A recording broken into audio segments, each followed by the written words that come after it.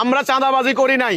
যারা মোমেন তাদেরকে আল্লাহ বলছেন জান মাল দাও। ভালো কথা, আপনি এইটুকু বললেন, পরেরটুকু বললেন না কেন? আল্লাহ বলছেন জান মাল দাও, আমি জান্নাতের বিনিময়ে কিনে নিছি, জান মাল দাও দিয়া ফায়াকতুলুন ওয়া ইউকতালুন, যুদ্ধ করো, মরো আর মারো। তো কাজে আল্লাহর উপর ভরসা করা উচিত, ইসলামের সঠিক কথা বলা উচিত।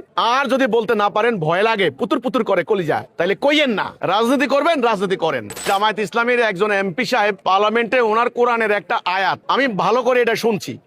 দেখেন, কোরআনের আয়াতকে ভুল ব্যাখ্যা করা, উদ্দেশ্যমূলক ব্যাখ্যা করা উচিত না। আল্লাহ রাসূল যে উদ্দেশ্যে যেটা বলেছেন আপনি অন্য কিছু করবেন, এটা কিন্তু হবে না, অন্যায় হবে। উনি কোরআনের আয়াত বললেন কি, সূরা তওবার 111 নম্বর আয়াত। আল্লাহ মোমেনদেরকে বলেছেন জান মাল দিও, দাও। আমরা চাঁদাবাজি করি নাই। যারা মোমেন ওই চাঁদাবাজের অভিযোগের জবাব দিতে যাইয়া, যারা মোমেন তাদেরকে আল্লাহ বলছেন জান মাল দাও। ভালো কথা, আপনি এইটুকু বললেন, পরেরটুকু বললেন না কেন? আল্লাহ বলছেন জান মাল দাও, আমি জান্নাতের বিনিময়ে কিনে নিছি, জান মাল দাও দিয়া ফায়াকতুলুন ওয়া ইউকতালুন, যুদ্ধ করো, মরো আর মারো। জান মাল দিয়া তো নির্বাচন করতে কয় নাই, জানমাল দিয়া তো ভোট কিনতে কয় নাই। এখন আপনারা ইলেকশনকে বানাইছেন জিহাদ, এটাই তো ভুল ব্যাখ্যা। আপনারা আত্মার বিরুদ্ধে করছেন জিহাদ, এটাই তো ভুল ব্যাখ্যা।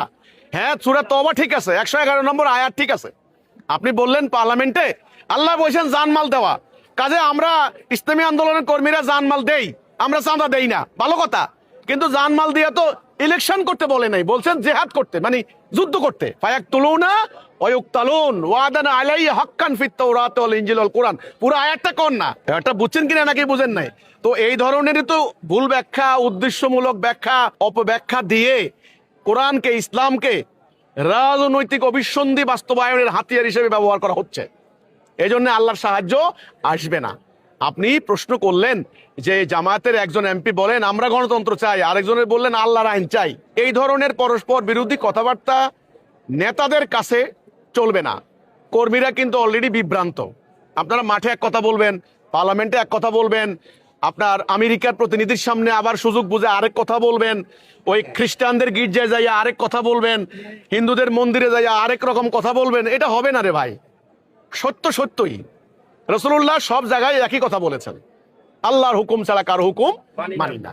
এবার আমার পক্ষে ভোট দুটা আসুক আর না আসুক, আমি সত্য নিয়ে দাঁড়িয়েছি। সত্য বিজয় করবেন তো আল্লাহ, আপনি টাকা দিয়ে কি ইসলাম বিজয় করতে পারবেন নাকি? তো কাজে আল্লাহর উপর ভরসা করা উচিত, ইসলামের সঠিক কথা বলা উচিত। আর যদি বলতে না পারেন, ভয় লাগে, পুতুর পুতুর করে কলিজা, তাইলে কইয়েন না। ইসলামের কথা বলতে যদি কলিজা যদি পুতুর পুতুর করে, কইয়েন না, বললেন না।